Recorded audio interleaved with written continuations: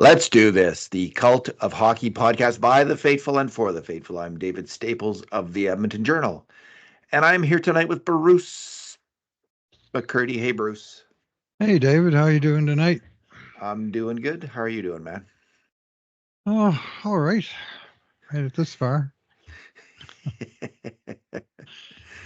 it's there's nothing like an exhibition season to kind of start the season off with a bad smell. Exhibition games are so boring. Some of them Uh, are. I most was. most of them are, Bruce. Like here, I mean, there's moments in all of them, but there's interesting players to watch. But watching the veteran players go through the motions, oh, it's painful, I find. Anyway, Bruce, we didn't pay for tickets.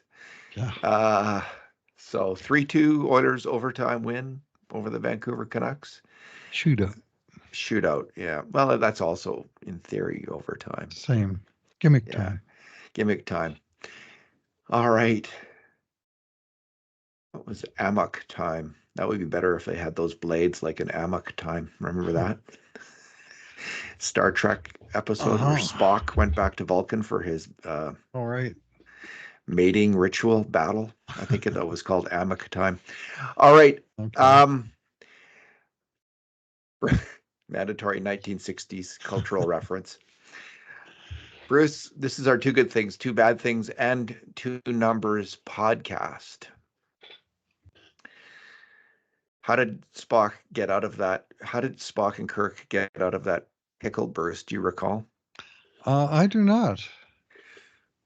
Kirk had to I do fight for not. Spock, Yeah. and they gave Kirk a serum to make him look like he was dead, I think, Ah, but he wasn't okay. actually dead. All right, what's your good thing? But I bet they went to commercial break while he appeared to be dead. You know they did. You know, those episodes of Star Trek, at least I find, are still watchable. They're Oh, still they're kind of great. They classic make science fiction, holds up. so much social commentary in there that you can do stuff with comedy and you can do stuff with science fiction that you can't do in sort of drama.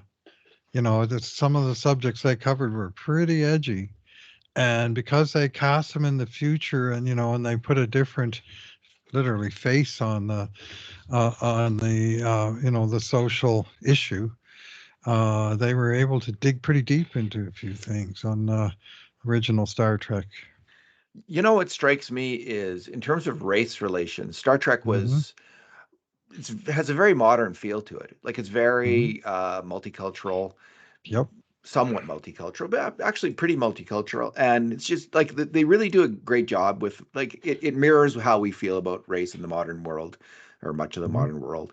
But in terms of male female relationships, man, Kirk Oh, was a 60s guy. He was yeah. he was the Yeah, he traditional was the and James Bond of space, eh? yeah, yeah. It's and the women were very stereotypical female characters too. So it's this Yeah, they weird made mix. progress. They made progress there. By the time they got to Captain Janeway, that had all been straightened out. But Well, I'm talking about the original series no, only, I know you not are. about. Of course, And Captain it took a Janeway. while Yeah, to get there. And the first series, but they did, like say things like race relations. That one episode where they had the two guys where half of their face was black and the other half was white, but they were opposite to each other and they that hated each other because of was that. I it. thought that was Kirk great. playing both No, guys. it was Frank Gorshin who Oh, the was one of Joker, them, the the Riddler, yeah, the Riddler. Yeah, okay. and I can't remember who the other guy was. And anyway, it was pretty bizarre, but they kind of made their point without, you know, So Janeway was on Star Trek Voyager, right? yes, All right, which had the unforgettable character Seven of Nine, and I will not indeed, say not say anything more about that. Borg, yeah, She's a great character. and the Doctor. Yeah, there was some good Yeah, stuff in I actually that that was a good show. series. Yeah, All right, Bruce, we're obviously getting a little sidetracked here. Your good thing. yeah.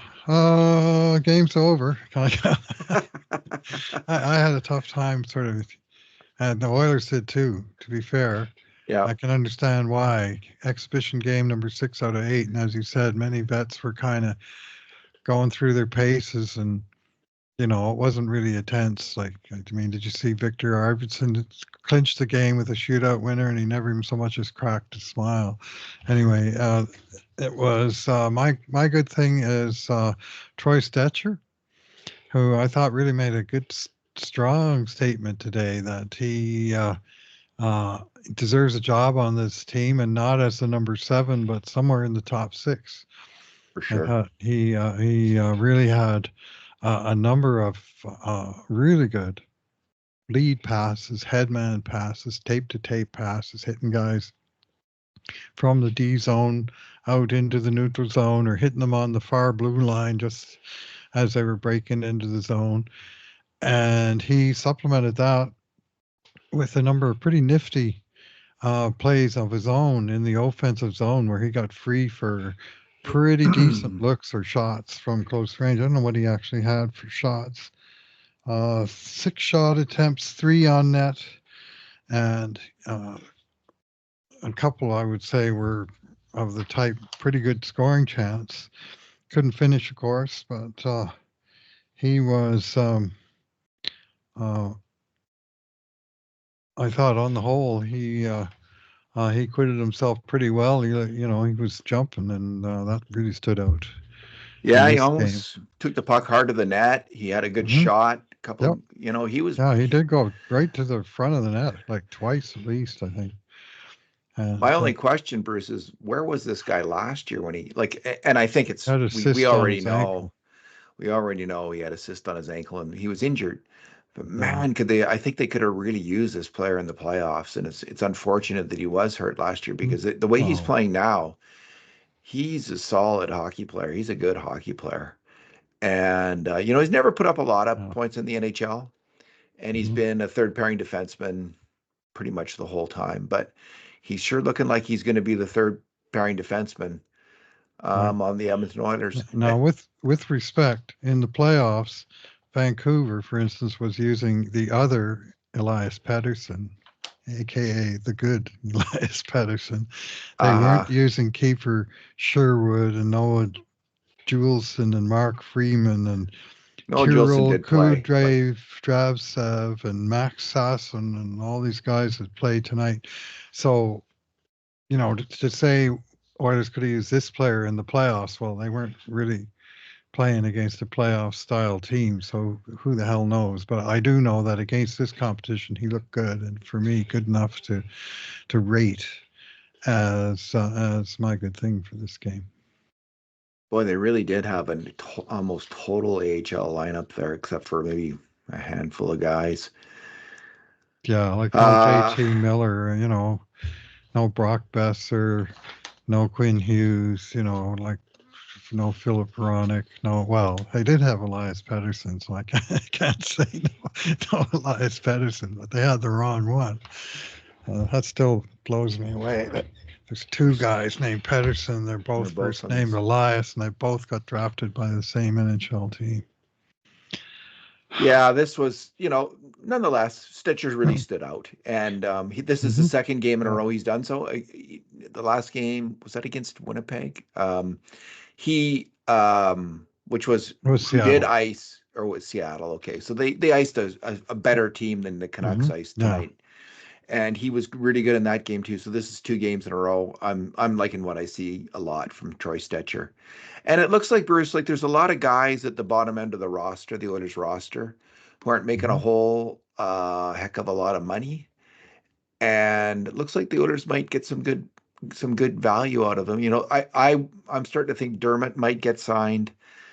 Um, um, and there's also Ty Emberson, who's looking good. So all 3 of those guys, they don't make 2 of them are close to minimum, if not minimum, and Emberson's like $950,000 a year. So uh, the owners might get some good value from these lower paid defensemen, which is exactly what they need because they couldn't afford to pay more money to keep a player like Vincent Desharnais, for instance, who's earning $2 million a year. But and there was a little like on both of the Oilers' goals against. I thought if the defenseman maybe had been a little bigger, both Emberson on one player and Yeah. Stecher on another, Right. maybe it ends up a little differently. And so they will be, if they go with these guys for in the 6-7 slots, they're going to be well, actually the 4-6-7 slots perhaps. They're going to be smaller team, and we'll see how that goes because big defensemen. There's a reason there's so many big defensemen in the NHL. There's a reason almost every defenseman in the Stanley Cup Finals was a big guy last year. It's because size matters on defense in the NHL. So it's uncertain how this group would hold up in the playoffs, but maybe they'll get, on this Oilers team, they can help you get to the playoffs. Emberson's actually not that small. I think he's 6'1" or 6'2".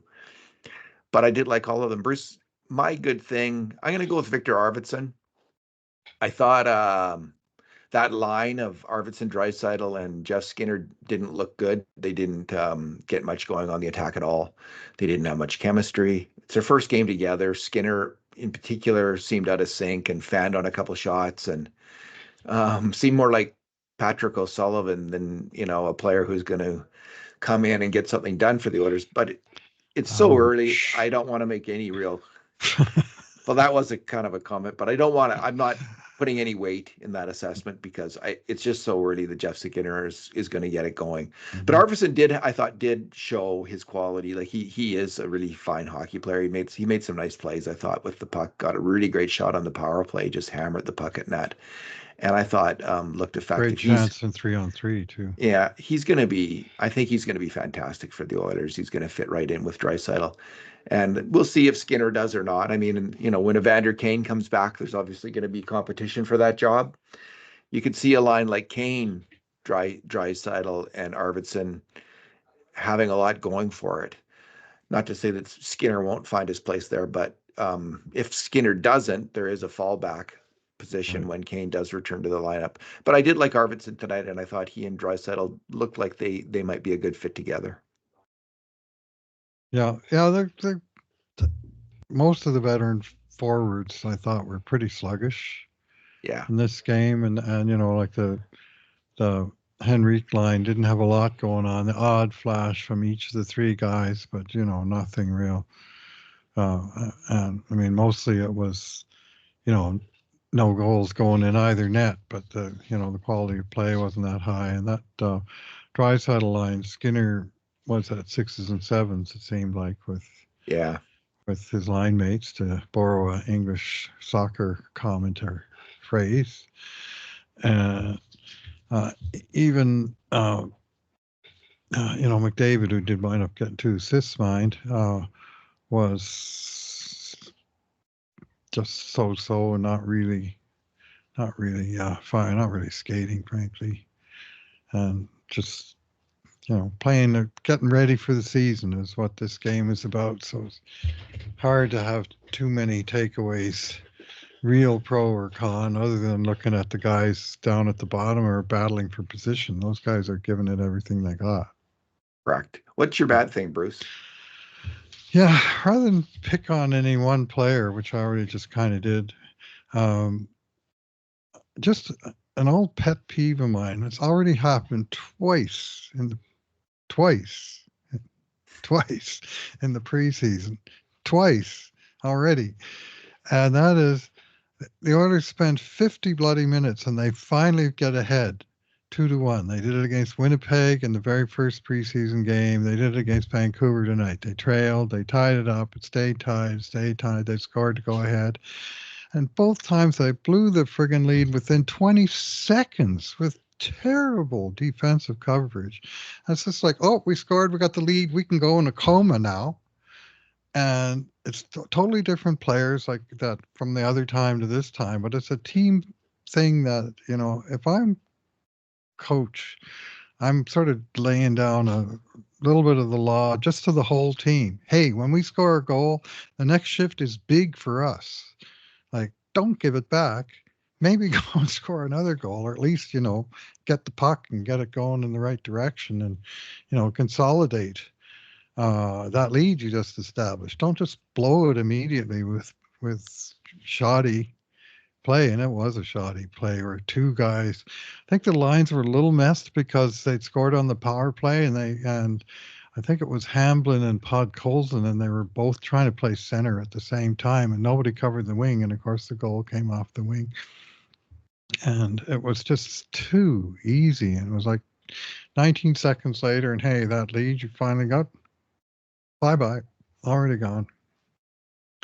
So just a team thing and a long pet peeve of mine. I'm sure all teams do it. If you were to study any other team the way that we studied the Oilers, you'd see some of that. But it seems to happen a lot with these guys, and when it does, it sticks in my craw. Did you know that like Dermott led the team 23-25, eh? Holy. And Stecher, Gleason was next 21-49. Wow. And then Draisaitl and then Stecher. So yeah, Dermott, the coach obviously liked Travis Dermott, which I'm betting he gets signed, Bruce, to an NHL minimum contract, and I bet you he makes the team.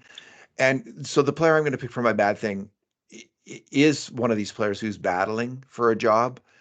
And I think from what I've seen, this is my first impression of him as a player, but what I've seen of all the players, he's lost out on he's losing out at least to Stecher and Travis Dermott, and that's Josh Brown. He really was struggling to make passes and make plays tonight. He's a great big guy and he's tough, and maybe he's got better puck moving skills than what I saw tonight. But wow, Bruce, he was really his connection rate with passes was pretty low, and you got to move fast in the NHL. So we don't know exactly what they're thinking in terms of the mix, especially if Nurse is out. Like then you're down another big defenseman, and you don't want to have all smaller defensemen. Oh. But Ekholm's a big guy.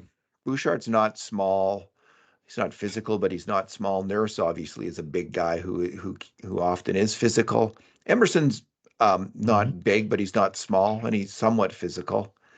Kulak is again like Bouchard, a bigger player. Like he's big enough, but he's not physical. But so Brown, maybe they're going to decide just on physicality, chemistry, penalty killing, stuff like that. Maybe they're going to go with him, but I don't see it working. I don't see him moving the puck well enough to be hanging in there. Like they got rid of Vinny Desharnais because he couldn't handle the puck in the playoffs well enough. Well, I don't even think Brown is at Desharnais' level. I could be wrong. It's a first impression, but man, Dermott and Stecher are both really good with the puck. Ben Gleason's pretty good with the puck. Scored a nice goal. So I'm saying all those players are ahead of Josh Brown right now, including Gleason. I'd rather have him on the ice personally if I wanted to win a hockey game. And Brown, I think, played 17-13, which was the least of the defensemen this tonight for ice time. If I'm not mistaken. Yeah. And it was, the coach is just, he's doing what makes sense. He's playing the better players more. And so nothing against the player, and maybe maybe he'll crank it up and get his passing game going as the season goes on, but it's not there right now, and he's being outplayed by competitors. Yeah, I took a couple of penalties, sort of even up penalties after the whistle tonight, which didn't really amount to anything one way or the other. But I would expect for him, I mean, he needs to make a statement, and he needs to make that statement by knocking some people down. Like that's supposedly his strength. And tonight he had one hit, Josh Brown, in this game. And it's no longer a first impression, it's a third impression. His first game actually I thought was pretty good, but his second game in Calgary, not good. And his third game tonight, not good. And, you single out sort of the primary issue that, safe passage of the puck, getting it going in the right direction. tape to tape, hitting guys with speed. And I mean, we have to bear in mind this is a game where the Oilers didn't dress any of their top three defensemen in Bouchard, Ekholm, or Nurse. So we were looking down the depths of the team, but he was comparing against guys that he's battling with, and I didn't think he compared really in a good way. And he needs to respond. He'll get another game, and he'll need to respond with a big game, a big man's game, and show that the physicality that they brought him in for. I mean, Nurse is not playing, Kane's out for months. When push comes to shove, who's going to be doing the pushing and shoving? It's supposed to be Josh Brown. Well, I guess those two penalties, you could say there's a little bit of it, but maybe I'd like to see more guys on their butt. Me too. That would have made an impression. Like I noticed that, and I like that in players when they do that. Especially but I didn't see that. Didn't see that tonight. Yeah, maybe he sticks around as the seventh defenseman, and they play a really tough team, so then they insert him into the lineup for that game. But, I just, at the start of the year, I was worried that there's a real differentiation on the blue line between like a top pairing, which is one of the best top pairings in the NHL, if not the best, Ekholm and Bouchard. They're fantastic. And and then, the second pairings, Nurse, we'll see how he does. Hopefully he rebounds, and probably Emberson, who's looking okay. But, we're starting to, I was starting to get worried at the bottom end. We have kind of decade of darkness kind of vibe coming from it, like guys who really can't play in the NHL who just aren't good enough. But that was based on my impression of Stecher last year. That's not the player I'm seeing this year. This is an NHL player we're watching. And Travis Dermott also looks good. And Ben Gleason looks like the same last year when he looked good. Like these are both players who I think can probably get by in a bottom pairing for a while and hold their own. And so I'm starting to feel a lot better. It's just Brown. You're right. He's got to do a lot more in the next game. I hadn't subscribed to Oilers Plus by then, so I didn't see the first game or first couple games. But that was not a great game. Bruce, what is your number? Well, the second game, you were watching the Calgary at Edmonton game, and he was playing in the Edmonton at Calgary game. Yeah. Okay. That's right. That's what happened there. Yeah. Yeah. So, anyways, my number, I'm just going to give a line of numbers. This is Ty Emberson, the other right shot defenseman. We've said nice things about Troy Stecher, less than glowing review of Josh Brown, the third right shot defenseman, Ty Emberson. And tonight, this is 5-on-5 numbers, just over 15 minutes, a 17-8 edge in shot attempts, a 11-3 in shots on goal, 1-0 in goals, like he was on for Oilers goal, or the Oilers goal at 5-on-5 in this game. Expected goals 1.074 to 0.09 against. So essentially, he richly earned the +1. Like those expected goals almost exactly matched the 1-0 that really happened. And his scoring chances 7-1 for the Oilers. High danger chances 4-0. So a lot of good things happened when he was out there. Now, one bad thing happened, and that was the Vancouver power play goal, which isn't, of course, listed in the 5-on-5 stats. Yeah. And I thought both he and Gleason got crossed up a little bit, and kind of one got sucked out of position a little bit, and then the other got sucked out of position a little bit, and they left the back door pass open, and Buddy made a really nice pass to that was Sherwood to Arshdeep Baines, who buried it. And, it was a nice play by Vancouver. Credit where due. The Oilers were left a vulnerability, and Vancouver took full advantage of it. But that was those two that got burned on that particular one. But 5-on-5, the guy didn't, by eye, have a lot of issues. And by stat, the Oilers were the dominant team when he was out there. And I don't think it was because he was being carried by any particular line mates or defense partner. It was, he was pulling his weight and did a pretty good job. Yeah, he's pretty quick. and he's pretty good with the puck. He's fundamentally sound. He just looks like a decent defenseman. Maybe it's third pairing, maybe he's second. Like we'll see as the season Hmm. goes along. But there's an NHL player there. I think I'm liking what I see so far. And again, this is all with the proviso that they're not yet playing, real NHL games, and he's got to keep stepping it up. But I've liked what I've seen so far. Yeah, on the power play goal, the goal that he was out there for when he was killing the penalty, I thought it was him that should have been getting a stick and cutting off that pass as much as anybody. Gleason had kind of watched the guy in the high slot a little bit, or the upper slot, and I just thought Emberson was a little out of position on it. But so they'll have to work on their PK. Hmm. Hopefully that's not going to be an issue after such a glorious, magical power penalty kill in the playoffs. We'll see how it goes this year. It's going to be an interesting work in progress because they've lost some really important. CC and Deharnay were both really good. Big on the PK. Cody Yeah. CC was outstanding and never got any credit for it. Like he was just fantastic penalty Mhm. killer, and it was rarely mentioned.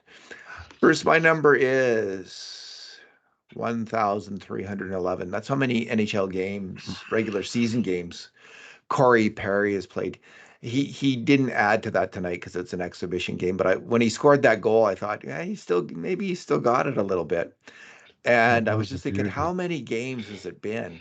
Yeah, he took a pass from McDavid and deked the goalie in tight and wrapped around him and slammed it in. It was a beautiful Cory Perry goal. He he has been in the NHL playing full seasons of hockey in the entire salary cap era. He started off in 2005-06 with the Anaheim Ducks, and this entire time he's been slogging away year after year in the NHL. He's now played again 1,311 regular season games, which he's soon going to be adding to, and 215 playoff games. He's been with 5 different Wow. teams that have Yeah. made the Stanley Cup Finals.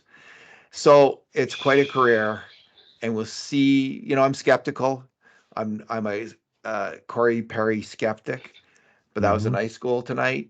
And there's some who are arguing, the Oilers should go with Raphael Lavoie over Perry because Perry makes significant, like a percentage more, a few $100,000 more money, I think, than Lavoie. And Hmm. the Oilers can save that cap space as the year goes on. And it's a tempting, these are real things to Yeah. consider. Might be tempting for the Oilers, but Corey Perry, that was a nice goal. Yeah, well, LeBlanc kind of laid down the challenge for him last game, scoring the late game winner, and he had a pretty good game. And Perry had to respond by making something happen, and he did. And I didn't think he had a great game tonight, but he did. That was an excellent play he made. Like, that was some pretty high skill. He used his size and his reach as he did it, but he handled the puck in sort of tight quarters and he cut right across the face of the goal and poked it in. And then later he did take a penalty, but he took the penalty going after a guy who sort of was taking liberties with McDavid. So I'm That's right. inclined to give a little bit of a pass on that, especially when they didn't score on the subsequent power play. I'm like that. That was good. But All right, Bruce. The next game is Wednesday Wednesday against. at Seattle. So Okay. back on the internet, the last game on the internet. It was fun to have a game on actual TV tonight. And the last game against Vancouver on Friday is also on TV. For whatever reason, all the Vancouver games are televised, be they Calgary or what have you. And Edmonton and Calgary, they only get their games on if they're playing Vancouver. So it's been like that for years in the preseason. And anyway, we had it tonight and we have it again in the last game. And then once we get into the season, we got all those regular season games except for the 4 that are on, what is it, Peacock Network or some Are they on Amazon? Amazon Prime. Is it? It's I hope it's Amazon one. because I Yeah, get Amazon it's Prime, one but of I those don't. streaming services. So Oh, I think it's Amazon who bought the rights. So it's yeah, just that'd like be the it. Blue Jays. Every few weeks there'd be a Blue Jays game on Apple TV, and there'd be like nothing. You couldn't watch the game. You couldn't watch the Wonder if it. abbreviated version of the game later. It was unless you paid extra over and above the premium you're already paying for, Sportsnet. Wonder if they'll have it on Oilers Plus those 4 games or not, I or if have it my will just be on doubts. Amazon. I think it's they bought Amazon. exclusive rights. I think you're right. It's Amazon, and I haven't even checked yet Do in you guys terms of have Amazon what the Prime? Do you get a lot yeah, of we yeah, packages for I think free? my son might have it, and so we Okay. might be in the clear. If we're not, I'll probably be on here pissing and moaning at some future podcast about how expensive it is. But I'll piss and moan on behalf of Joe Fan that doesn't have Amazon, where the NHL is sort of exploring new revenue streams, aka new ways to put the boots to the paying fan. Uh, Not going to get any better, Bruce. It's only going to get I'm worse. aware. I'm aware. Yeah, yeah. But All I right. will piss into that wind, David. All right, Bruce. Thanks for talking tonight. Thanks for listening, everyone.